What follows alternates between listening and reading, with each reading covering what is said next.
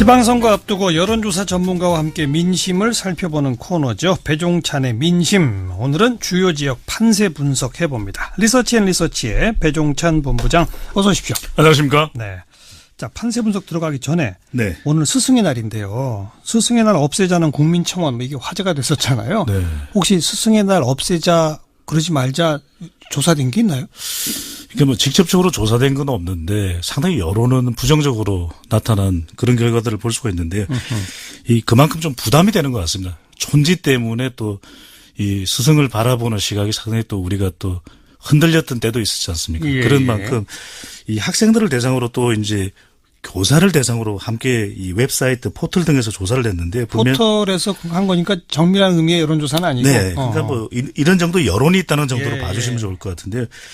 이 공식적으로 스승의 날 행사를 진행하느냐라고 이 학생 2,575명에게 물어봤더니 이 스승의 날을 이 진행하지 않는다는 응답이 절반이 넘었습니다. 네. 53.6%. 네. 행사를 진행하는 것 자체가 이 김영란법이라고 그러죠. 이 법에 위반되는 이 우려 때문에 하지 않는데 상당히 좀 안타깝기도 하고요. 그런 만큼 이 선생님들의 이 조사 결과의 내용도 상당히 좀 의미가 있는데 학생들로부터 받고 싶은 건 선물이 아니다.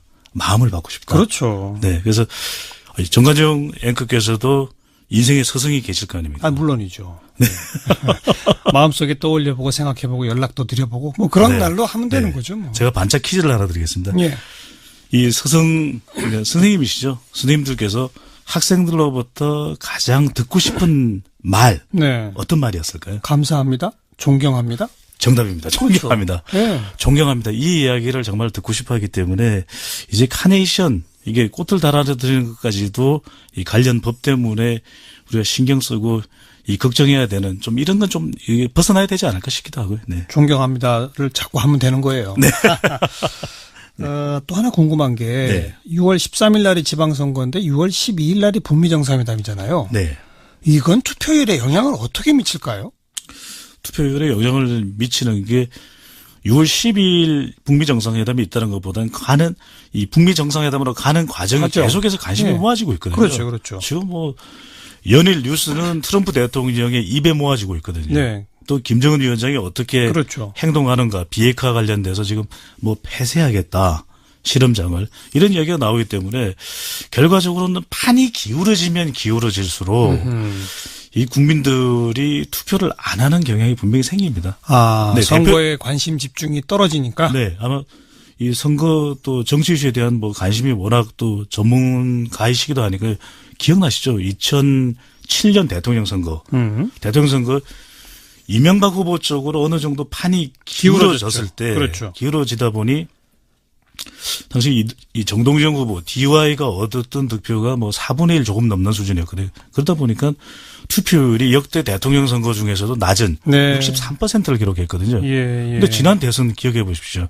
얼마나 이 치열한 대선 국면이 진행되다 보니 이 토론에 대한 관심도 높았지만 투표율도 높았거든요. 70% 후반 정도. 그렇죠. 그런 만큼 이번의 경우에도 투표율이 낮아지지 않을까라는 생각이 듭니다. 우려스러운데요. 네. 이 풀뿌리 민주주의의 상징이 지방선거거든요. 그런 만큼 좀 투표 꼭 하셨으면 좋겠습니다. 역대 지방선거 투표율은 대선이나 총선보다 또 낮잖아요. 낮았거든요. 그런 이유가 이 선거는 투표할 대상이 적을수록 더 투표율이 높아지는 성격이 있습니다. 그렇죠. 더 관심이 모아지는데 그렇죠. 관련된 내용에 대해서 충분한 정보가 없다 보면 정작 투표장에 가는 적극성이 떨어지거든요. 지방선거 7장에 투표를 해야 됩니다. 그렇죠. 교육감후보가 누군지, 기초의원이 누군지. 복잡해서 안 간다, 뭐 이런. 네. 벌써부터 깜깜이 선거가 된다라고 하는 걱정들이 있는데 투표장 꼭 가셔야 됩니다. 물론 뭐 누가 누군지 잘 모를 수 있는데요. 집에 선거 공보 다 오거든요. 그거를 천천히 한 30분만 보면요. 다 보여요.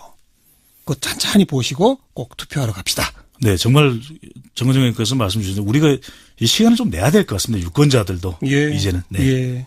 자, 이제 주요 지역 판세. 먼저 서울부터. 네, 서울 판세.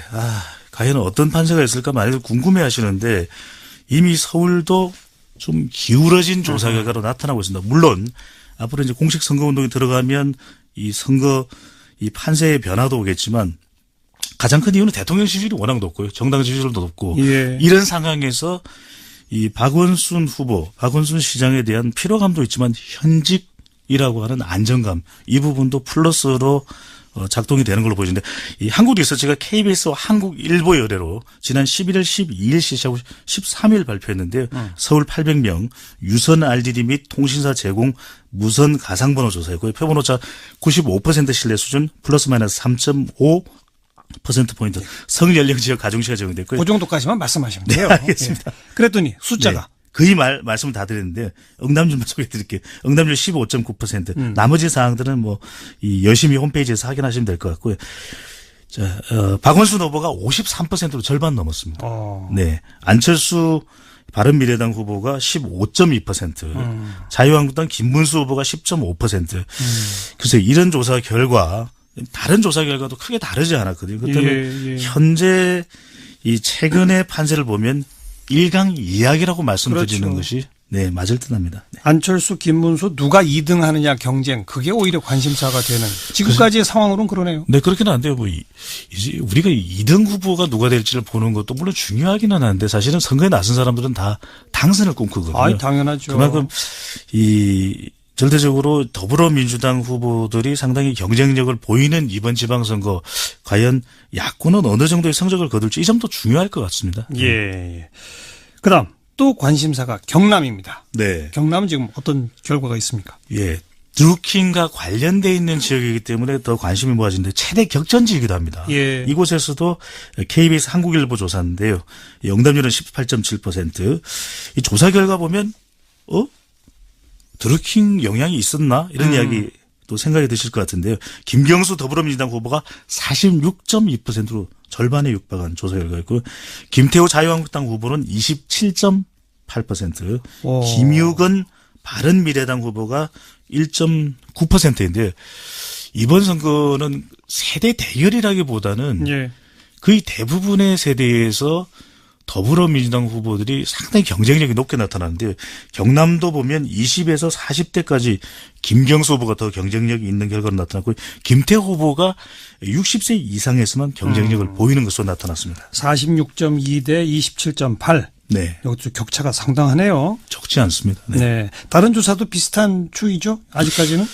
네. 다른 결과도 크게 다르지가 않고요. 가장 큰 이유는 이 지역에서 김태호 자유한국당 후보가 딜레마가 있습니다. 도지사 2번 했잖아요. 네, 근데 자유한국당 후보가 자유한국당 당의 지지율이 워낙 또 낮은 데다가 예. 또 이미 이 지사를 역임했었기 때문에 여기에 대한 평가도 또 뒤따르고 있거든요. 근데 문제는 뭐냐면 자유한국당 이 공천 파장의 여진이 계속 있는 곳이 유권자가 가장 많은 곳입니다. 창원.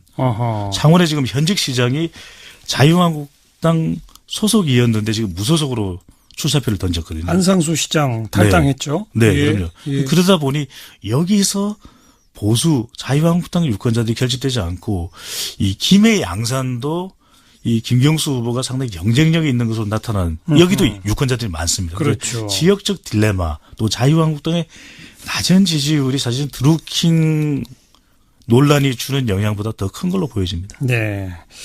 자, 그다음 부산 지역 지금 한국당 서병수 민주당 오거돈 후보 리턴 매치예요. 네, 이게 제주 오늘 우리 방송에서도 제주 관련되는 이야기인데 이게 선거 때문에 되면 이게 폭행은 안 됩니다. 정말 안 되죠. 물리력 행사는 안 되는데 이게 무슨 UFC도 아니고요. 제발 정말 선거는 선거대로 봐주셔야 될 것 같은데 이 부산도 염려되는 게 두 후보 간에 지금 이 상호 비방전이 정말 극에 달하고 있습니다. 근데 제주도도 제2공항 문제가 있거든요. 여기도 가덕도 공항 이슈가 있습니다. 그렇죠. 굉장히 첨예하게 이 대두된 문제이기 때문에 그런데 이 지역도 마찬가지로 정당 지지율과 대통령 그러니까 부산 선거를 가리켜서 오거돈 후보 바로 옆에 문재인 대통령이 서 있다 이런 이야기를 하고 있거든요. 그래서 오거돈 후보가 최근 조사 결과를 보면 거의 2배 이상 앞서는 그런 조사 결과가 나타나고 있습니다. 사실 지난 2014년에는 이 서병수 후보하고 거의 정말 간발의 차이였거든요.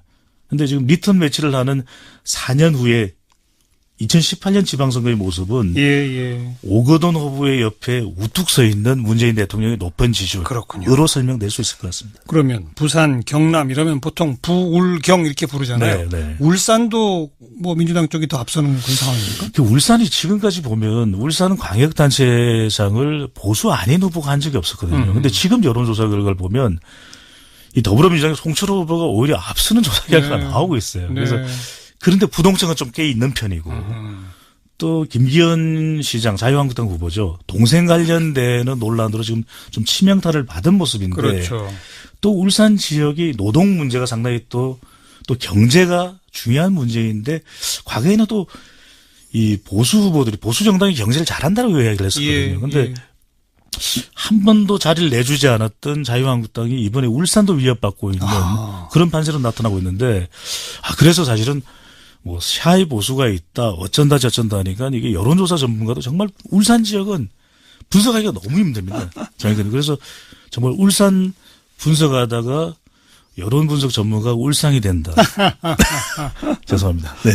아무튼 뭐 관심사인 크게 안 웃어주시네요. 네. 부울경에서 더불어민주당이 현재까지는 조사 결과로서는 상당히 앞서는 것으로 나온다. 네. 뭐 이 추세가 그대로 유지된다면 지방선거 광역단체장 기준으로는 자유한국당은 대구 경북 말고는 별로 기대할 데가 없다. 이렇게까지 말할 수 있겠네요. 대구 경북은 사실 거의 조사된 내용들이 많이 없는데 대구의 경우에도 지금 임대윤 후보가 뭐 30% 정도 30% 대로 설명을 드리겠습니다.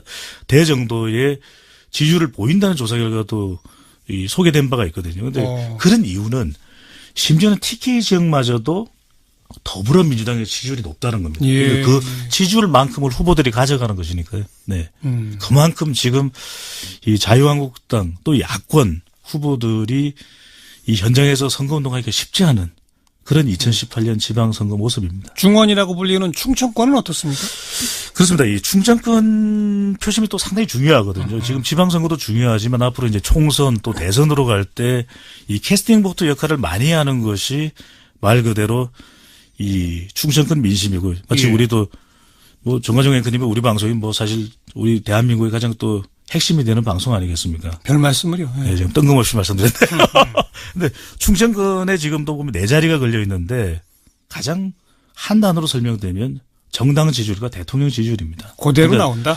상당히 인지도가 높은 후보들이 출사표를 던져놓은 상태거든요. 이인재 후보도 있고 충남. 그렇죠. 그리고 대전은 박성효 전 시장이 자유한국당 후보이기도 하고요.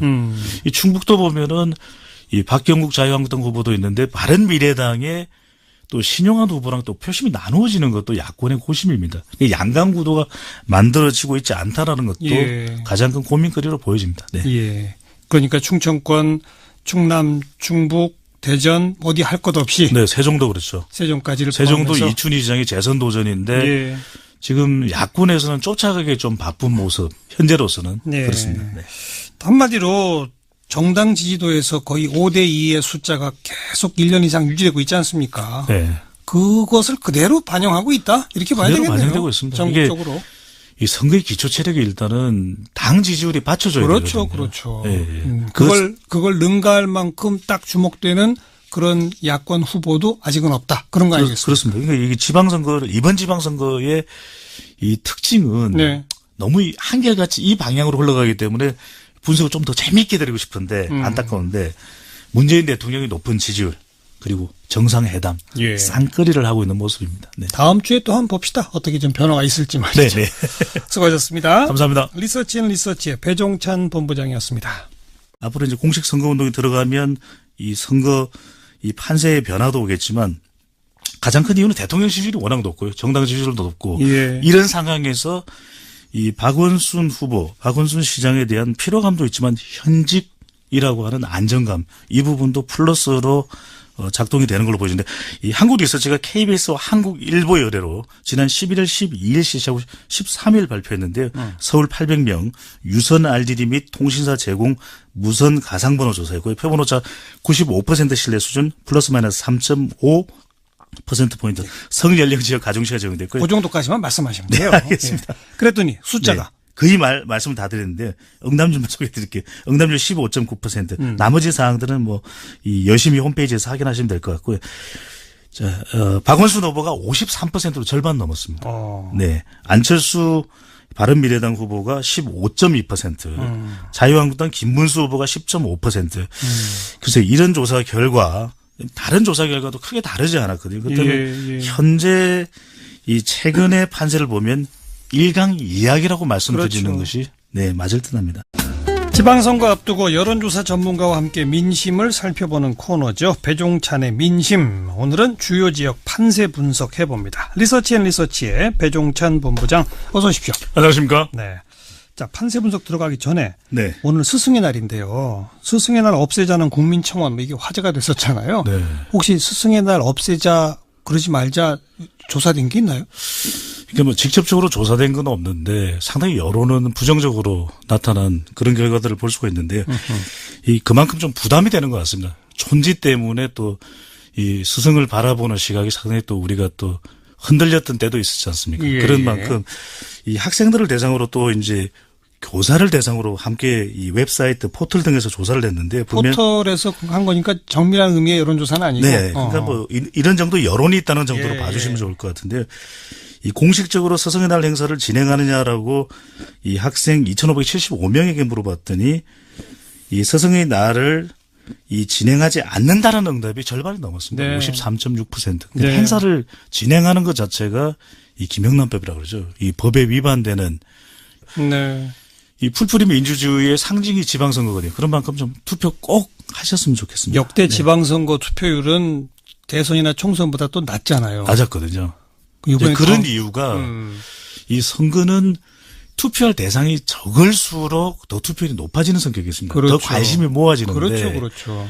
관련된 내용에 대해서 충분한 정보가 없다 보면 정작 투표장에 가는 적극성이 떨어지거든요. 예. 지방선거 7장에 투표를 해야 됩니다. 그렇죠. 교육감 후보가 누군지, 예, 예. 기초의원이 누군지 복잡해서 안 간다, 뭐 이런. 네. 벌써부터 깜깜이 선거가 된다라고 하는 걱정들이 있는데 투표장 꼭 가셔야 됩니다. 물론 뭐 누가 누군지 잘 모를 수 있는데요. 집에 선거 공보 다 오거든요. 그거를 찬찬히 한 30분만 보면요. 다 보여요. 그거 찬찬히 보시고 꼭 투표하러 갑시다.